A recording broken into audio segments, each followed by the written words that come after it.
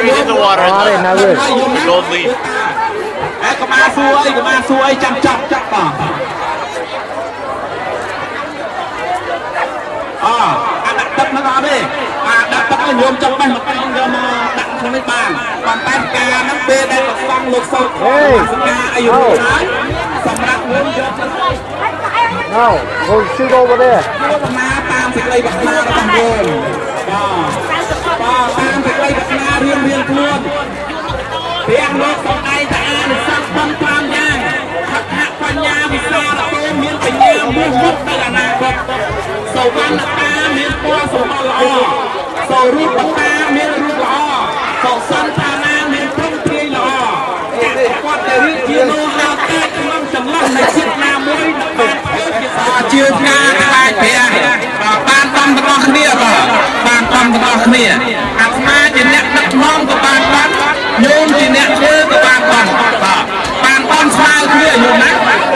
បានស្មើគ្នាអញ្ចឹងសូមអញ្ជើញអ្នកការញោមការស្រស់ស្អាតស្រស់សោភ័យគឺការនេះហើយតំណាងនៃកិត្តិយសគេឈ្មោះអ្នកដែលបានជឿបើនិយាយពីបញ្ញារបស់យើងនេះគឺភ្លឺក៏ចាស់ទៅចង់ភ្លឺទាំងបាច់ទាំងរហូតដល់ទៅប្រាក់លោកនាយអញ្ចឹងសូមអនុមោទនា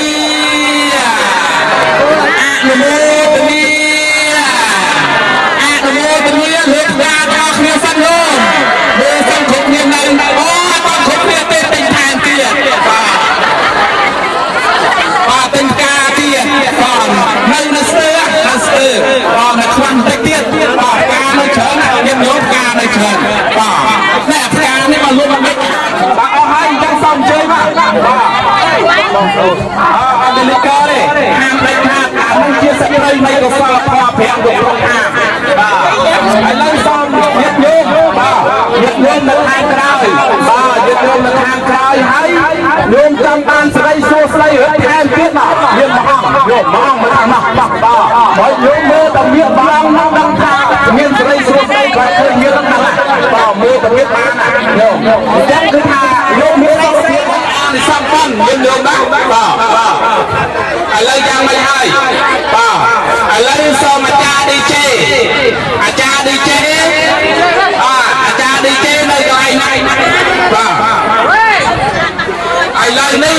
សូមឲ្យខាងរបាំយើងបាទខាងរបាំយើងចាប់ផ្ដើមបាទ